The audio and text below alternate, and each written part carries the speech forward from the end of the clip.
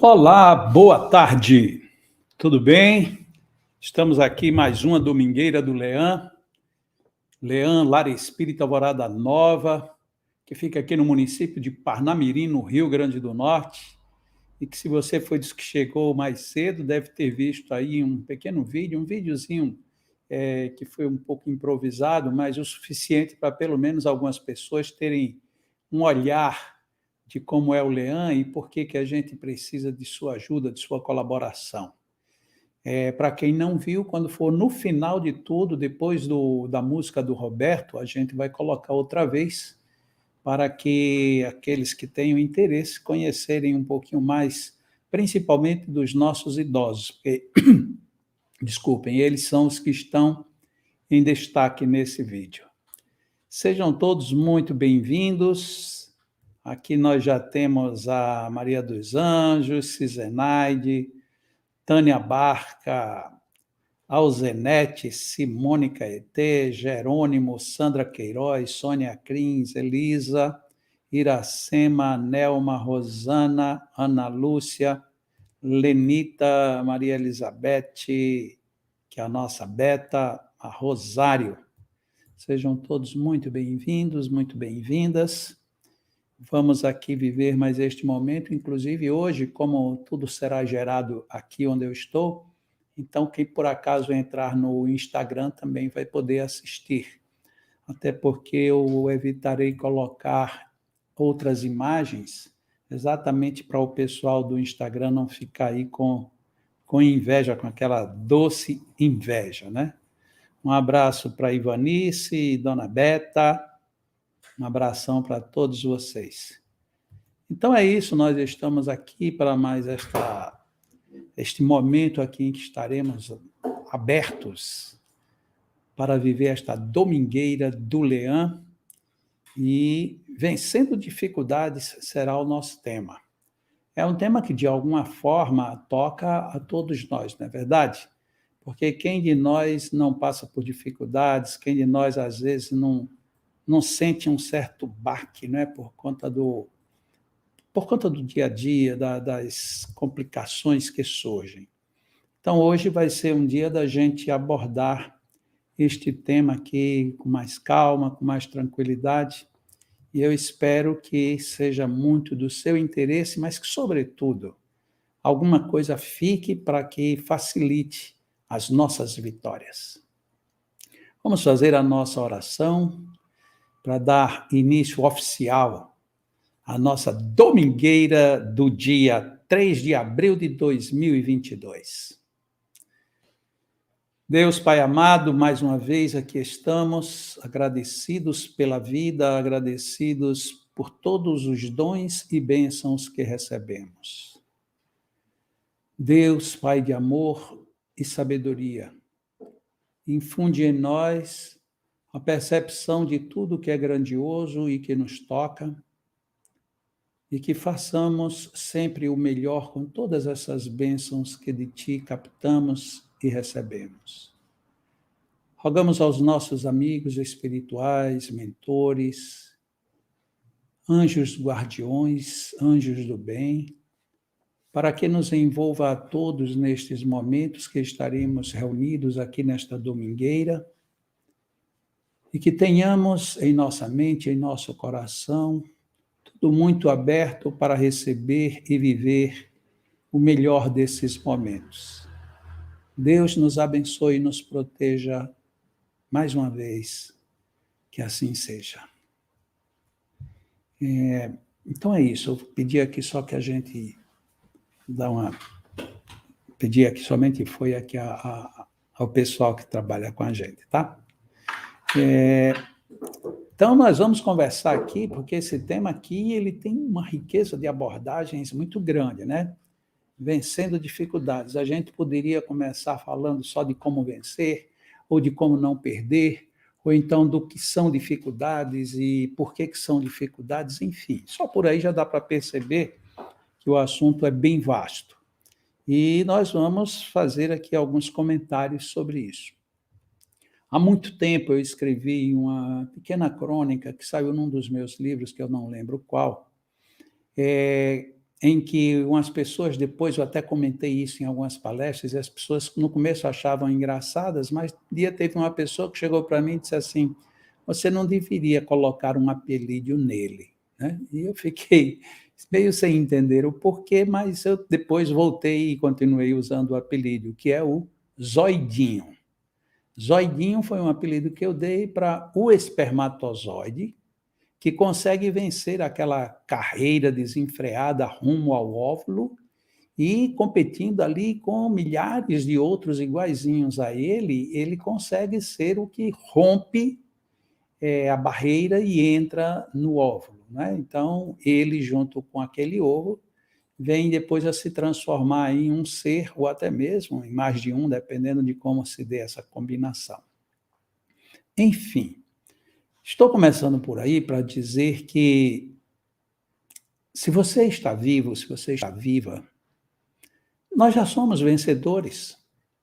Não importa o que aconteceu, não importa o que está acontecendo, não importa como a gente esteja ou não, se a gente imaginar por este ângulo que foi colocado, nós somos vencedores, nós já começamos vencendo uma carreira, uma competição extremamente difícil, e nesta competição, quem foi que venceu? Você.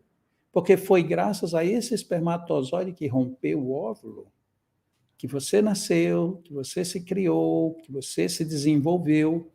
Então, nós não temos do que muito reclamar, não, porque qualquer que tenha sido o bólido que a gente andou nele, foi o campeão. E foi um campeão de vida. Não foi um campeão de vida ou morte, foi um campeão de vida. Porque, entre aspas, morte ficou para milhares de outros. Nós já começamos vencendo. E veja que vencendo uma dificuldade muito grande, porque quando a gente assiste a uma competição de corrida, seja de que tipo for, de moto, de carro, de Fórmula 1, de Stock Car, ou mesmo uma corrida com barreiras, corrida de longa distância, corrida de 100 metros, enfim, a gente sempre tem um número de competidores que, em tese, estão ali muito próximos da nossa capacidade. Mas esse número, por maior que seja, ele é muito pouco, porque ele não passa de dezenas. E no caso das corridas, nas maratonas nem tanto, né? Mas as corridas de obstáculo, a corrida de 100 metros, 200 metros, normalmente não chega nem a uma dezena os competidores. Então, em tese, a gente tem menos competidores a vencer. Mas na corrida do zoidinho, a gente tem uma competição muito pesada, mas extremamente pesada, porque são milhões ou milhares que têm absolutamente a mesma condição que a gente. Mas somos nós que vencemos. Estou insistindo um pouco nisso porque eu já queria começar deixando aqui bem claro que nós somos vencedores. Nós já nascemos fruto de uma vitória. E aí, se você diz assim, mas quando eu nasci, eu tive problemas, eu tive que ser entubado, ou então na minha primeira infância eu sofri um acidente, ou aconteceu isso, aquilo, eu fui abandonado, o mundo é muito ingrato comigo, tal. Ok, mas você já é vencedor, vencedora, porque você ganhou na saída o melhor que tinha, porque como quem ganha é o melhor, e se foi você quem chegou, então é porque você era o melhor. Percebe? Então, isso não resolve o problema psicológico que a gente tem agora, nem também tira da nossa frente a dificuldade que a gente tem por enfrentar. Mas já nos dá um alento, porque naquela época a gente nem gente era. E a gente já saiu ganhando. Imagina agora, a gente já tem uma cabeça, já tem experiência, já viveu um tempo, já sofreu, já superou.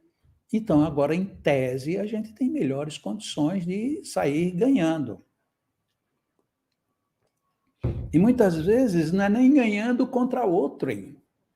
Muitas vezes é ganhando contra si próprio. Como assim? Eu começo a dizer que eu sou fraco, de que eu não aprendo, de que eu isso, de que eu aquilo. Quem está se diminuindo é você. É você quem está tirando as suas possibilidades. É você quem está colocando obstáculos no seu caminho. E depois não diga que esses obstáculos vieram por obra e graça do Espírito Santo. Não. Esses obstáculos vieram porque você, ou eu, ou quem quer que seja, está colocando no caminho. Então, todas as vezes que a gente pensa muito negativamente, que a gente se subestima demais, a gente complica. Como também a gente complica quando a gente cai na chamada acomodação. E não adianta, todos nós nos acomodamos. Você pode não se acomodar com um tipo de atividade, mas com outro você se acomoda. E não é acomodar no sentido de dar um ajuste. Estou falando do acomodar simplesmente, eu vou deixar isso de lado.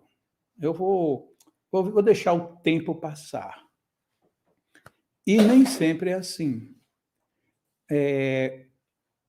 Tem pessoas, casados, por exemplo, que acham que a vida de relação é como um jogo de tênis. Em que sentido? Eu dou a minha raquetada e espero ver a raquetada que você vai dar de volta. Então, a gente vive numa competição em que cada um dá a sua independente do outro. O máximo que acontece é quando a gente está jogando, por exemplo, um frescobol na praia, e aí, como o intuito dos dois é não deixar a bola cair, então um devolve a bola de tal forma que o outro tenha quase que total certeza de que vai devolver e que vai devolver boa para você continuar devolvendo. Que esse seria o bom exemplo de um casal. Mas, normalmente, a gente fica mais no tênis. A gente joga e fica esperando a resposta. E, a depender da resposta, a gente joga de uma maneira maliciosa, para deslocar, de uma maneira violenta para que o outro rebater errado, de uma maneira desinteressada para fazer o outro correr. Enfim, vida de relação não é um jogo de tênis, não é uma partida de tênis. Eu estou começando aqui por essa analogia bem simples, porque, na verdade, uma vida de relação, ela pede vencimentos, ela pede vitórias. O problema é que muita gente acha que tem que ser a minha vitória e não a vitória do outro. Quando, na realidade, ali nós não temos dois competidores um contra o outro. Por isso que vem aí o paralelo do jogo do frescobol. Porque é um ajudando ao outro o tempo inteiro, para que os dois tenham o domínio ideal de todas as ocorrências na relação. Será que a gente faz isso no nosso dia a dia? Será que a gente realmente procura este caminho? Será que, eu falei aqui no começo, um casal, mas agora, e depois eu ampliei, né? Nosso relacionamento. Será que a gente faz isso com o nosso amigo, o nosso colega, o nosso companheiro de trabalho, nosso professor, nosso aluno, com as pessoas com as quais nós lidamos? Ou você, às vezes, está num lugar e diz, eu vou esperar só, eu quero somente ver quando é que vai acontecer o que eu estou querendo. Ou seja, você nem se pronunciar, se pronuncia, você fica numa espera de um retorno onde o outro não sabe o que você espera e você ainda quer que a resposta seja do jeito que você queria pedir, mas não pronunciou. Isto é um conjunto muito grande de dificuldades. E quem é que está criando esse conjunto de dificuldades? Sou eu quando ajo assim. Sou eu quando penso dessa maneira. Então, se eu pretendo, de fato, vencer dificuldades, tanto eu posso ter muitas e despender mais esforço para superá-las, como uma outra saída muito genial é ir tirando os obstáculos do caminho. E muitas vezes a gente não faz isso tão pouco. Será que a gente para de fato tirar os obstáculos do caminho? Vou dar um outro exemplo. Uma pessoa vai fazer uma prova, vai fazer um exame. E o exame tem 20 questões. E a primeira questão é muito complicada. E você diz, mas não é possível. Pela primeira eu imagino as outras. E aí você fica preso na primeira. E você começa a gastar raciocínio, tempo, se aborrece, fica tenso. E já depois que você consumiu 2/3 do tempo, você diz assim, eu vou ver se tem alguma outra questão mais fácil. Ou seja, o que você poderia ter feito? Aquela primeira questão, ou aquela questão específica, é um obstáculo muito grande. Que tal eu primeiro ir para aquelas que são obstáculos pequenos ou que não chegam a ser obstáculos? Porque, vamos imaginar, em 20 questões, se eu tiver 10 que me dê uma certa segurança e facilidade, depois que eu resolver essas 10, eu já tenho garantido 50% do meu teste. Aí agora os outros 50% eu vou despender vendo as outras, mas eu volto para a primeira em grau de dificuldade? Não, eu vou para aquela que eu acho que é mais ou menos. E aí eu venho construindo, saindo das menores dificuldades para as maiores, até que pode até ser que eu chegue à última e eu não consiga resolver de jeito nenhum, sim, mas eu não perdi tempo com ela. Vencer dificuldades pede sabedoria de lidar com a dificuldade. Não é simplesmente achar que a dificuldade não deveria existir. E nem sempre a gente consegue tirar a dificuldade do caminho. Esse exemplo da prova que eu dei agora é um deles. Então, a gente tem que ter a inteligência de saber operar de tal maneira que a gente não fique parado no obstáculo. Porque o obstáculo que nos para é um muro, é uma parede. E aí a gente deveria tirar isso da frente. Se a gente se lembrar de Jesus, ele está lá no Evangelho de Mateus, capítulo 19, versículo 17, ele faz uma proposta que logo depois eu vou ler mais um versículo, eu vou ler agora o 17, depois eu leio o 21, que ele faz uma proposta que num primeiro momento a gente fica meio sem entender. Mas se é que queres entrar na vida, guarda os mandamentos. Foi isso que ele disse. Você quer entrar na vida? Então guarde os mandamentos. Aqui está bem claro que não é na vida física. Por quê? Porque na vida física a gente já está. Independente de eu guardar, de eu respeitar, não respeitar, nem ao menos saber, eu já estou na vida. Logo, ele não está se referindo a esta vida. Ele está fazendo alusão a um outro tipo de vida. E que normalmente a gente pensa assim, é a próxima vida. E eu, particularmente, não leio que seja a próxima. Pode ser esta, mas esta com outro padrão de qualidade e retorno. Porque se você está numa vida insatisfeito e de repente acontece alguma coisa e a sua vida ela ganha satisfação, você não precisou morrer para isso. A sua vida lhe deu satisfação. A questão é que ele quer que você queira entrar na vida. Isso é muito importante. Se é que queres entrar na vida. Então, você quer entrar na vida? Quer mesmo? Então, você quer viver? E aí, vamos lá. Eu quero viver com mais tranquilidade, eu quero viver com paz, eu quero viver de uma maneira tranquila na minha consciência, eu quero... você quer. Se você quer, então, guarde os mandamentos. Mas que mandamentos? É aí onde vem o segundo versículo que está no 21 de Mateus, capítulo 19.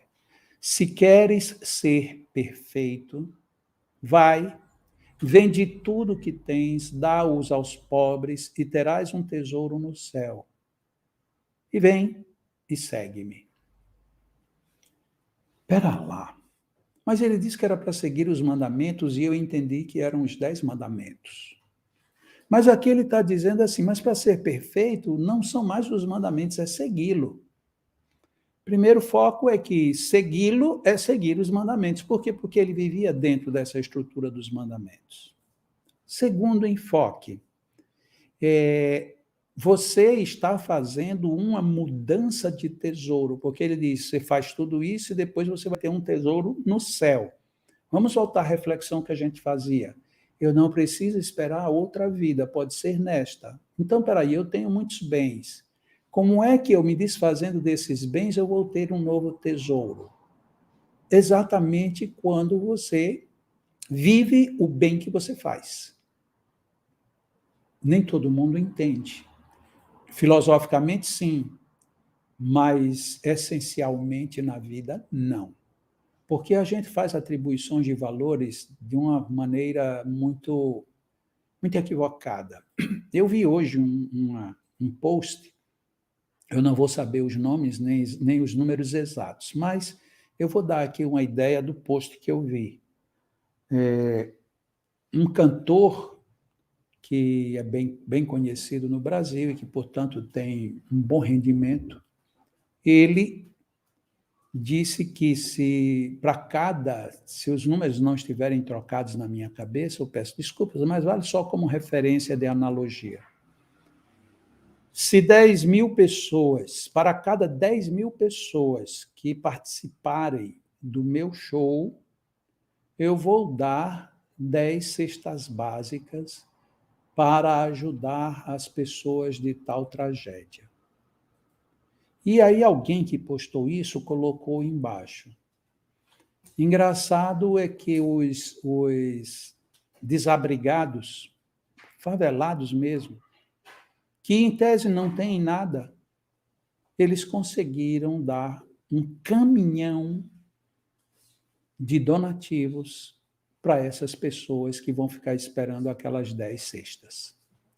Então, isto é extremamente grave para a gente refletir. Por quê? Porque quantas vezes nós somos as pessoas que temos riqueza no céu, na terra, e queremos a riqueza do céu fingindo que queremos.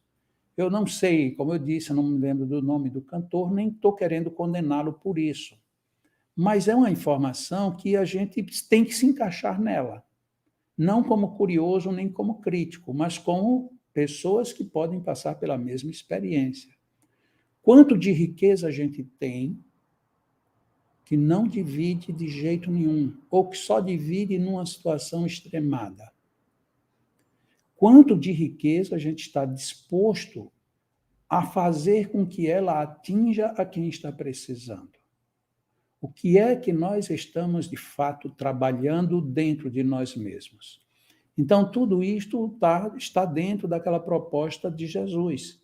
Então, você dê tudo isso e siga-me. E aí vem uma outra questão ainda embutida. Algumas pessoas dizem, mas se você dá tudo, você vai ficar na miséria. E realmente é verdade. Se eu quero dar tudo para quem está na miséria, eu vou ser um miserável. E provavelmente quem recebeu tudo não sabe administrar e, portanto, vai continuar na miséria do mesmo jeito. Então, o que seria dar tudo? Seria somente bens materiais?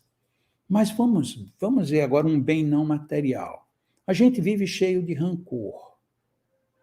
Se você tirar esse rancor de você e segui-lo, opa, é mesmo. É bem interessante esse raciocínio.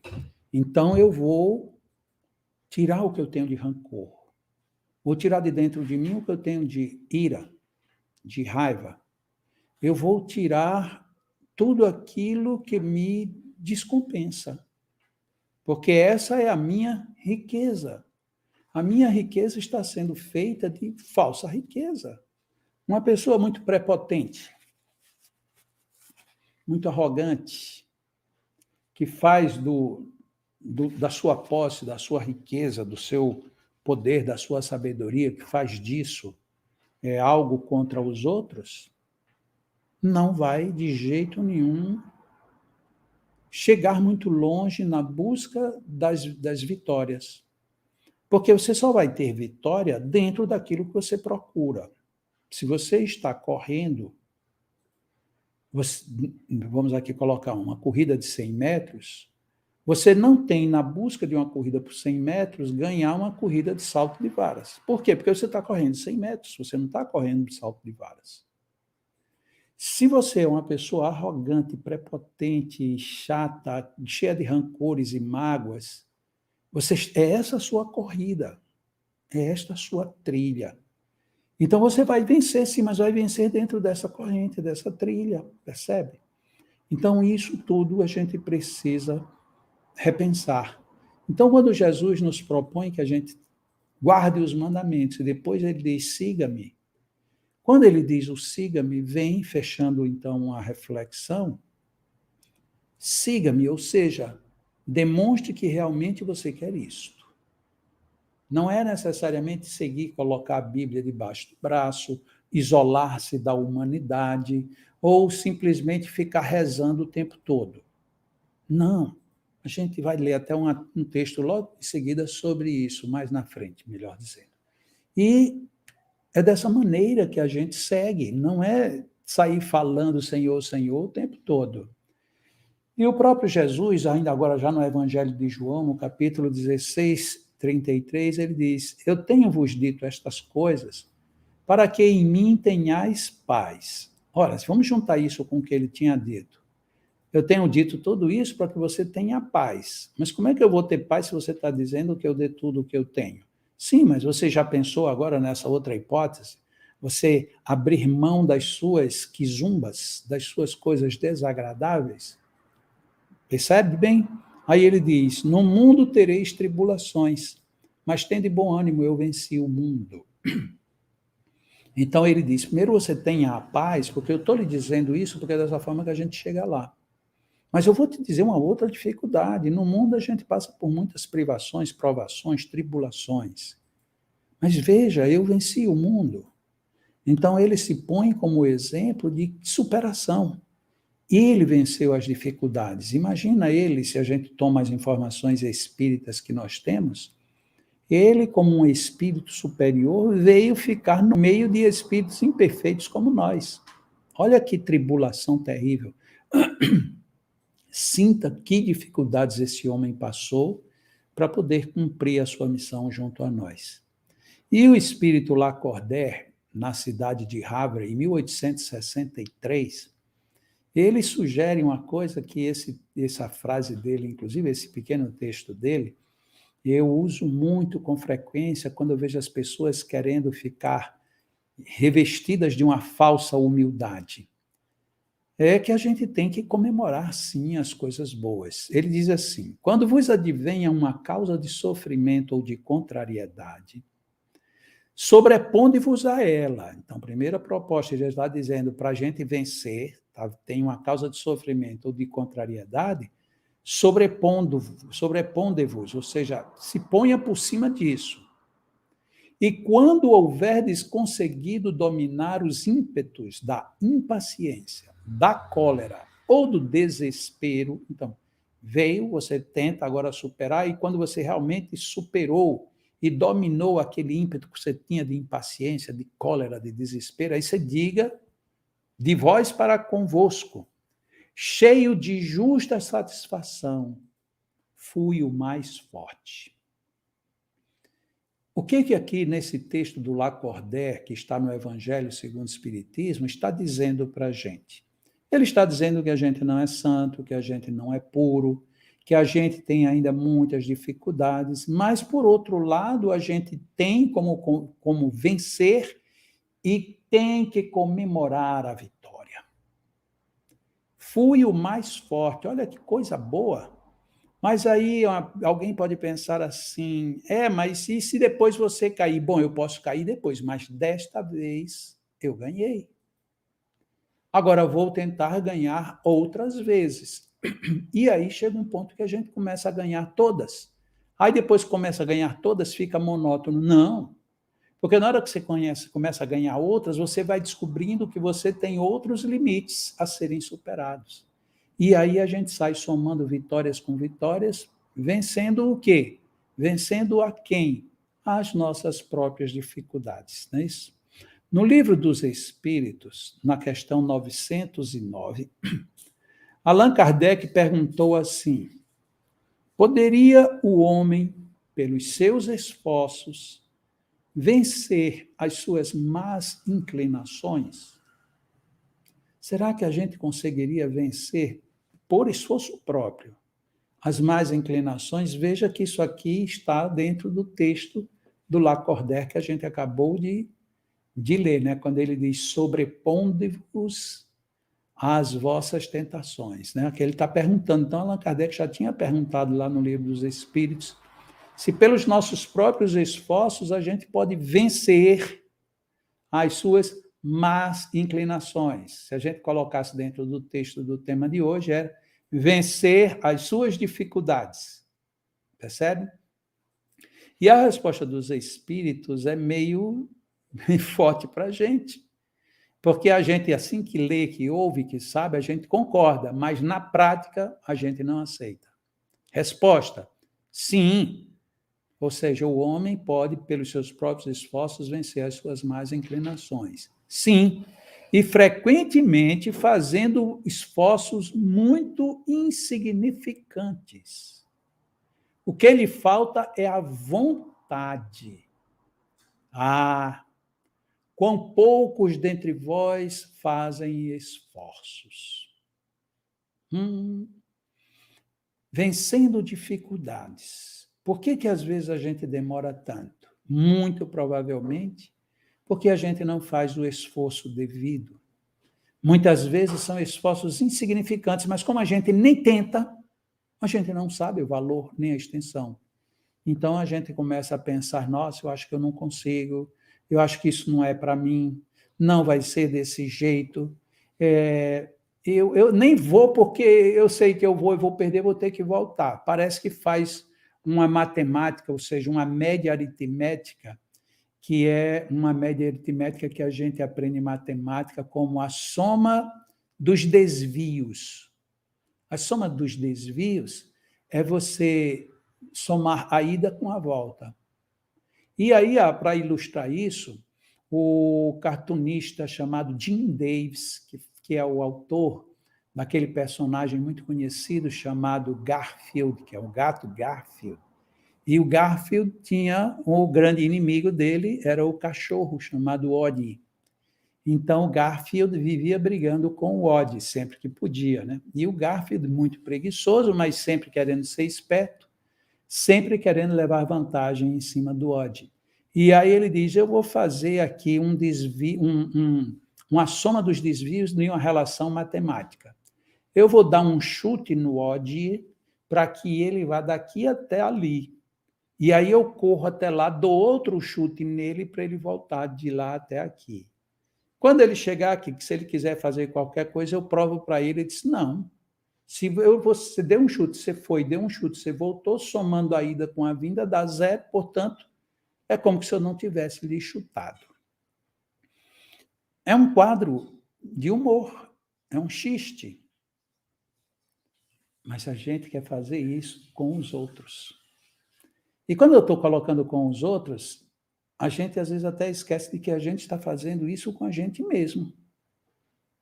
A gente diz: não, eu não vou tentar, não vou, isso não é para mim e tal. Aí depois a gente diz: por que eu não tentei, viu?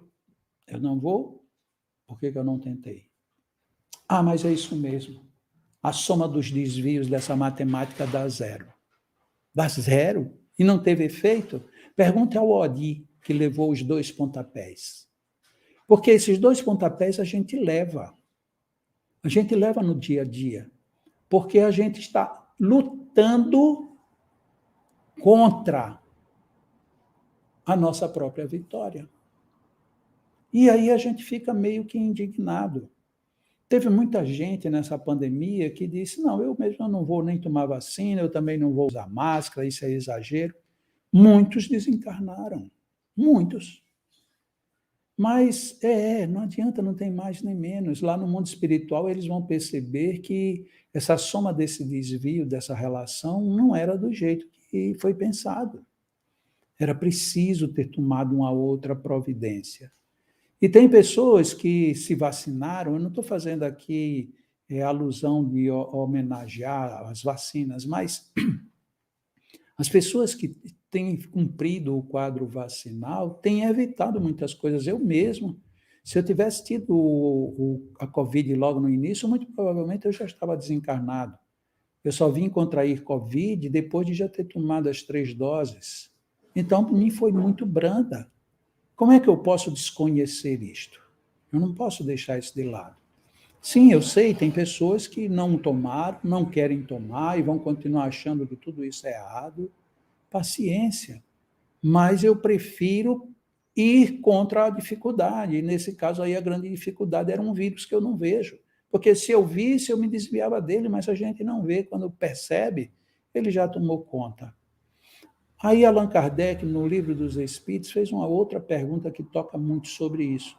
Por que no mundo, a pergunta 932, por que no mundo, tão comumente, a influência dos maus sobrepuja a influência dos bons? A maior evidência disso, antes de ler a resposta, é quando a gente acompanha, por exemplo, eu vi recentemente numa palestra de um companheiro aqui do Nordeste, eu assisti a live e foi uma live muito boa, muito interessante. Ele fez umas abordagens bem curiosas e, quando terminou, eu disse, nossa, isso deve ter sido visto por muita gente. Quando eu fui ver, tinha 12 pessoas. 12 pessoas assistiram. Eu digo, mas não é possível, rapaz. Será que ninguém foi avisado? Ninguém sabia? Sim, mas sabia, porque é regular, é normalizado. Bom, mas o assunto era bom, era interessante. Por que que o bom não é visto? E aí, por ironia, olhando ali no canal do YouTube, aí eu vi lá aí eu fui olhar de propósito, né? Na primeira linha, tinha lá uma postagem que já tinha recebido mais de 1 milhão de visualizações. Aí eu abri. Eu digo, eu vou ver o que é que tem de tão melhor nesta em relação àquela. O que era que tinha de tão melhor? Palavrões, xingamentos, e no final a pessoa dizendo, eu sou melhor do que todo mundo. Aí eu fico realmente pensando nessa pergunta que Allan Kardec fez. Por que que no mundo, normalmente, a influência dos maus sobrepuja a dos bons? E a resposta diz para absolutamente todos esses casos. É por fraqueza dos bons. Os maus, eles são intrigantes e audaciosos, e os bons são tímidos. Quando estes o quiserem, preponderarão. Agora, isso é complicado na vida. Sabe por quê? Porque você ser bom mesmo, você não precisa dizer, você tem que ser reconhecido. Mas quando você começa a dizer que é bom e começa a apresentar um sorriso, e um sorriso enigmático, porque você não sabe se a pessoa está sorrindo ou se está fingindo, você começa a atrair, e aí você atrai multidões. Porque os bons, eles são demorados a serem reconhecidos e mais ainda a serem identificados. A gente não se identifica com eles. Então, isto atrapalha bastante, muito. Outro dia, uma pessoa me criticou porque a gente coloca um dia antes, pelo menos eu tenho tentado fazer um dia antes, a divulgação, seja dessa domingueira, que eu publico no sábado, como foi o caso ontem, seja da reunião da segunda, como o horário é muito apertado, estudando a mediunidade, dificilmente eu falo, eu lanço antes da própria segunda, mas às vezes eu chego a lançar no domingo. O da quarta, a mini palestra da quarta, eu lanço na terça. E aí uma pessoa chegou para mim e me criticou. Não, olha, se você é bom, você não precisa anunciar a ninguém, as pessoas descobrem. Sim, mas eu não posso desconhecer que eu vivo num mundo em que o processo de informação, se ele não houver, as pessoas não identificam. Por quê? Porque a ousadia dos outros é muito grande. É muito, muito grande. Então você precisa dizer que você está vivo para que as pessoas vejam, até porque hoje a gente não está lidando com o vizinho, a gente está lidando com o mundo todo. A gente está dando com todos os povos da Terra. Como é que você vai ser visto se existem bilhões de pessoas se anunciando a cada segundo? Então, você tem que se anunciar. Essa é a ousadia que os maus têm. Eles têm muita ousadia. Eles, para a gente perceber só, em épocas de política, a gente vê dois tipos de pessoas. A gente vê aquele que é bonzinho com todo mundo, que distribui sorriso, que promete mil mundos e fundos. E tem os outros que se colocam como ridículo, porque querem atrair a atenção, nem que seja pelo seu ato ridículo, para, olhe, vote em mim que eu sou exótico, vote em mim porque eu sou uma pessoa descabelada, desajuizada. E como é que vocês acham que vão redigir as leis se não tem ninguém lá que pense como eu? Entende? Porque eles são ousados e nós somos muito tímidos. E essa timidez, ela não é positiva. Tem uma amiga aqui em Natal que ela já de alguns anos ela defende a causa do amor. Ela acha que tudo que é feito tem que ser feito com amor, por amor ou para o amor, pelo amor, e por aí vai. E ela leva isso muito a sério, eu digo porque eu a conheço. E nas últimas eleições ela se candidatou.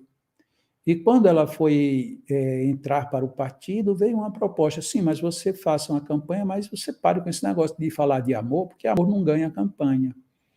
Ela disse, olha, se ganhar campanha ou não ganhar campanha, se não for com amor, para mim não adianta. Só me adianta se aceitar essa minha plataforma. Ela não ganhou.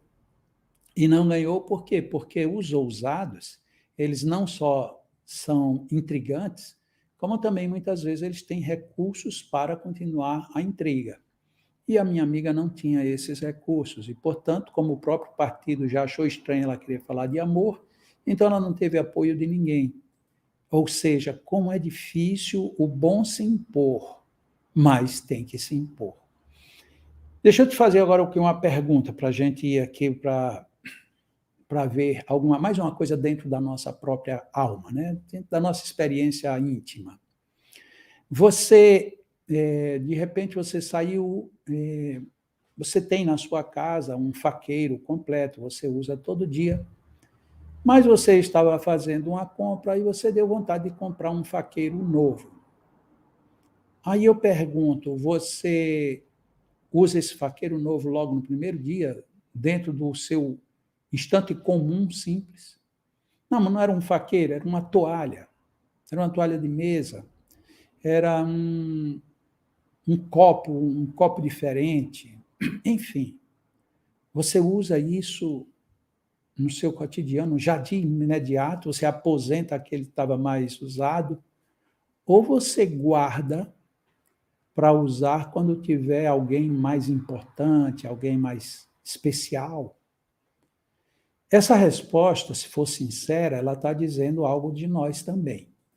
Porque se eu tenho algo bom e especial e eu não uso esperando que tenha um dia especial, eu estou dizendo, primeiro de tudo, para mim mesmo que eu não sou especial. Eu estou dizendo que aquele meu momento não é um momento especial. Que aquela circunstância com aquelas pessoas não é algo especial. Então eu estou a fugir daquilo que eu acho que seria tão bom para mim. E, na realidade, eu estou totalmente fora disso que eu penso que é. Então, muitas vezes, a gente, quando pensa neurolinguisticamente, a gente termina alcançando algumas realidades que parecem escapar da nossa vida. Estas possibilidades do que a gente faz e do que a gente pensa, traduzir muito do que a gente é. Tem um pensamento que diz assim, algo mais ou menos assim: cuide muito bem do que você faz com o seu dia de hoje, porque você está trocando um dia da sua vida por isso. À medida em que a gente vai ganhando ou vai somando na mente valores da vida, é que a gente vai percebendo, nossa, naquela época eu perdia muito tempo fazendo um negócio que não tinha necessidade nenhuma. Mas aí já é águas passadas. Ou já são águas passadas. O ideal é pensar agora, o que eu estou fazendo que eu estou gastando meu dia em troco disso? Por exemplo, eu quero passar o dia todinho dormindo. Muito bem, se você não é reencarnacionista, você sabe que quando você morrer, você vai passar o resto da vida dormindo. Se você é reencarnacionista, você vai dizer, nossa, eu lutei tanto para vir na Terra, aí agora quando eu estava lá, só queria ficar dormindo para estar no mundo espiritual. Não tem alguma coisa aí fora do lugar? E depois a gente vai querer reclamar. Vai reclamar de quê? De quem? Vai reclamar pelo quê? É preciso a gente realmente ter muita decisão no que a gente faz. Se a gente quer ter a coragem de lidar com temor, assombração, vamos supor que exista assombração, você tem medo de assombração, primeira coisa, você tem que acreditar nessa existência. Porque como é que você vai ter medo de uma coisa que você acha que não existe? Se você diz que tem medo de espírito, mas não acredita nos espíritos, algo está errado. Se você diz que não tem medo de assombração, mas tem medo de assombração, então você está mentindo ou uma ou outra, ou as duas. Então é preciso que a gente aprenda a não estabelecer pânico, principalmente com coisas que a gente tem muitas dúvidas ou que não acredita. Porque senão a gente pode se complicar. Eu vou voltar aqui a Allan Kardec mais uma vez, no Livro dos Espíritos, na questão 922, quando ele propõe: a felicidade terrestre é relativa à posição de cada um, isso ele afirma. O que basta para a felicidade de um constitui a desgraça de outro.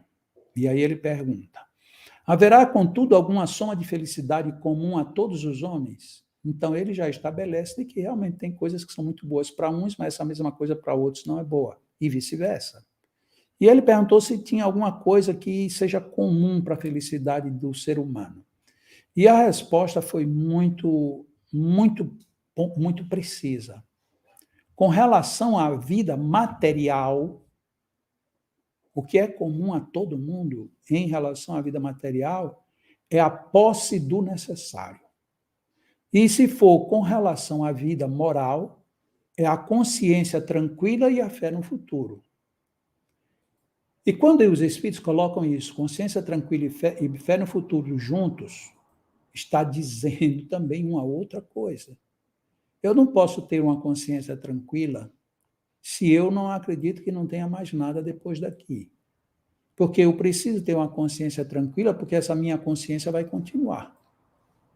Então, esta associação é muito relevante para que a gente se posicione bem. Na vida, e aqui a resposta ser assim, para a vida material e para a vida espiritual ou vida moral, para a vida material é a gente ter o necessário. E para a vida moral é a gente ter consciência tranquila e fé no futuro. Mas veja se hoje não está acontecendo isso. As coisas existem para serem usadas. E os seres humanos para amarem e serem amados. Mas o que a gente faz hoje, modernamente, ou contemporaneamente? A gente ama as coisas e quer possuir ou usar as pessoas. Então a gente está invertendo tudo. É por isso que talvez a gente não chegue nunca a vencer as nossas dificuldades, porque a gente está trabalhando em processos invertidos. Na questão 906 do Livro dos Espíritos, será passível de censura o homem por ter consciência do bem que faz e por confessá-lo a si mesmo? Ou seja, será que é passível de censura a pessoa saber que não, eu sei que eu faço bem e eu estou confessando isso a mim mesmo? Será que isso é condenável, é criticável? E a resposta é um pouquinho mais ampla, mas diz bem direitinho, com toda clareza, o que nos cabe. Pois que pode ter consciência do mal que pratica, do bem igualmente deve tê-la. Então, os Espíritos já começam dizendo, Como a gente sempre diz, você tem que prestar atenção nas coisas também que você fez erradas para corrigir. Então, se você pode ter consciência do que fez de errado, também tem que ter consciência do que fez de certo, a fim de saber, inclusive, se você está andando bem ou mal. Pesando todos os seus atos na balança da lei de Deus e, sobretudo, na lei de justiça, amor e caridade, é que poderá dizer a si mesmo se suas obras são boas ou mais, que as poderá aprovar ou desaprovar. Não se lhe pode, portanto, censurar que reconheça haver triunfado de seus maus pendores e que se sinta satisfeito, desde que de tal não se envaideça, porque então cairia noutra falta. Então, a gente pode sim reconhecer que está fazendo coisa boa, reconhecer que está progredindo, reconhecer tudo, mas a gente não pode se envaidecer. E a vaidade, nesse caso, muitas vezes é a vaidade de você atiçar o desespero do outro, né? Olha, eu estou bem mais magro, viu? Veja aí, olhe para você. Ou seja, isso é uma vaidade extremamente absurda, porque você está mais agredindo do que necessariamente reconhecendo o esforço de que você fez. E um espírito protetor, lá no Evangelho, no capítulo 9, item 5, ele escreveu isso também em 1863, só que na cidade de Bordeaux, na França. Ele sugere para que a gente viva bem. A gente acabou de ter uma questão sobre isso, né? Vivei como os homens de vossa época, como devem viver os homens. Ou seja, vamos viver dentro da harmonia humana. Não é a gente aqui imaginar que é espírito superior, que é alguma coisa do outro mundo. Não. Nós somos deste mundo, estamos neste mundo e o nosso proceder deve ser de acordo com este mundo. Para concluir, eu vou pegar uma frase de um homem que sempre esteve muito ligado à economia, a finanças. Porque como é interessante, às vezes, a gente ver que o que é grandioso, ele é grandioso sob qualquer ótica. E o Malcolm Forbes, ele diz assim, gente demais dá valor demais ao que não é e de menos ao que é. Vou repetir. Gente demais dá valor demais ao que não é e valor de menos ao que é. O que ele coloca isso com a gente? Nós precisamos autoconhecermos-nos. Nós precisamos identificar nossas atitudes melhores e piores.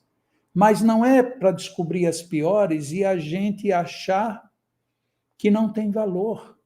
Mas é para, nas atitudes boas, a gente crescer, se engrandecer e aí sim realizar todas as nossas potências. Se você é bom no que você quer ser, seja. Mas você também não precisa dizer que não é bom noutra coisa. Continue fazendo bem o que você faz. Ofereça e retire os melhores proveitos disso. É assim que a gente cresce na economia, é assim que a gente cresce na intelectualidade, é assim que a gente cresce na moralidade. Porque, afinal de contas, nada está isolado na vida. Tudo se conssocia. Por mais que hoje a gente fale muito de capitalismo, de materialismo, no fundo, tudo isso está dentro do mesmo bojo, porque você, assim como eu, nós somos espíritos. Todavia, mesmo como espíritas, estamos no meio da matéria para poder fazer brilhar mais ainda a essência espiritual que somos. Então, não há dicotomia, não há distância, nem há utopia quando a gente funde o tudo no todo e estamos em harmonia. Porque quando a gente consegue isso, aí a gente está mesmo vencendo as nossas dificuldades. Eu espero de coração que estas reflexões de hoje, dessa nossa domingueira, tenha sido por demais útil para todos nós, porque a gente precisa vencer. Vencer a nós mesmos, vencer as nossas dificuldades e limitações, e vencer porque a gente não veio para a vida por diletantismo, por brincadeira. A gente veio para viver e vencer. É o que eu desejo a todos nós que aqui estamos. Já estamos aqui chegando no finalzinho da nossa domingueira, e eu gostaria só de lembrar, eu sei que vocês já devem ter sido lembrados, lá no início, inclusive, eu lembrei, de que terça-feira passada a gente teve uma masterclass, e essa masterclass, ela aconteceu das 7h30 às 8h30, e foi uma aula totalmente aberta, qualquer pessoa pode assistir, qualquer pessoa pode participar, só que é preciso que você deixe lá no e-mail e o seu nome, para você receber o link para poder assistir. Se você não assistiu a primeira aula, você se inscreve e você vai receber. Está aí, ó, magnetismoonline.com.br/masterclass. Então, você se inscreve e aí você vai receber o link da primeira aula. Depois eu fiz uma filmagem complementando algumas informações da primeira aula que também já estão disponíveis. Então, se você não viu, ouviu e quer rever, vá lá, faça essa inscriçãozinha e você recebe a informação. E nesse mesmo link, você também está se habilitando para assistir a aula 2. A aula 2 vai ser na próxima terça-feira, às 7h30. Então, você vai, se inscreve. A primeira aula foi maravilhosa, foi muito interessante. Talvez de todas as aulas assim que eu já fiz, aulas abertas, tenha sido a aula que mais rendeu comentários, e-mails, telefonemas, as pessoas dizendo, nossa, você agora esclareceu de vez esse problema que se chama dupla vista. E abriu agora todas as possibilidades para a gente entender o tato magnético. Então, você já viu aí, nós temos o link, magnetismoonline.com.br/masterclass. Daqui a pouco vai aparecer aí de novo. Então, vá lá nesse link, está aí, ó. Então, já teve a primeira aula, mas você pode revê-la. Vai ter a segunda, terça-feira, e no sábado seguinte nós teremos a terceira. E você pode assisti-las todas e será muito bem-vindo. Inclusive, pode divulgar para outras pessoas, para que as pessoas também se inscrevam e peguem esse link. Essa masterclass ela está fazendo a fusão totalmente completa entre dupla vista e tato magnético. O que é tato magnético, tá bom? Então, vamos lá. Tenho certeza que muitas pessoas aqui, eu vi agora bem de passagem aqui, a Sônia Crimes dizendo verdade, e outras pessoas, eu tenho certeza que muita gente gostou muito daquela aula da terça-feira passada. Nós vamos agora fazer a nossa prece final, vamos fazer a nossa magnetização das águas. Logo em seguida vem a música do Roberto Nunes, e depois da música do Roberto Nunes, aí virá o vídeo do Leão, que eu passei lá no início, mas que tinha muito pouca gente. Então, se você quer entender o Leão, porque a gente até colocou aí algumas vezes, pedindo ajuda e apoio, então você dá uma assistida nesse vídeo que vem agora no final, tá bom? Para dar mais uma força para a gente no Leão. Então, vamos. Deus, Pai amado, muito agradecido pelas forças que recebemos para vencer as nossas dificuldades. Que tenhamos a sabedoria de ouvir o Evangelho, de ouvir o Livro dos Espíritos, de ouvir as palavras sensatas que os nossos anjos guardiões nos dão, as boas intuições, e que dessa maneira caminhemos com bastante firmeza rumo à superação de todas as nossas dificuldades. E para aquelas dificuldades físicas e psíquicas, nós pedimos neste momento o envolvimento dos espíritos amigos, bem como dos magnetizadores aqui presentes, para juntos potencializarmos esta água. Que a nossa água, a água de cada um de nós, receba os melhores potenciais de fluidos e que tudo isto se transforme numa fonte de energia e recuperação para a nossa saúde física, para a nossa saúde emocional. Abençoa, Jesus, a nossa água, dá-nos o toque do teu amor, aquele toque que oferecestes à mulher da Samaria, que a vossa água nos descendente para sempre. Que esta água abençoada pelo teu amor nos favoreça o que há de melhor mais uma vez. Que assim seja, graças a Deus. Então, olha para todo mundo, um excelente domingo, final de domingo, né? Uma semana maravilhosa. Amanhã à noite, no nosso Estudando Magnetismo, nós vamos falar sobre um personagem extremamente rico na Revista Espírita, chamado de Dr. Demeure. Ele era um bom magnetizador e continuou, então nós vamos pegar detalhes da vida desse homem amanhã, e de novo, é um estudo muito rico, já garanto a você. Então, amanhã à noite, a partir das 7h30, segunda-feira, nós teremos um estudo sobre o Dr. Demeure. E vamos juntos, né? Estejamos lá. Bye, bye. Fiquem agora aí com o nosso amigo Roberto Nunes e logo depois o vídeo do Leão. Tá bom? Grande abraço.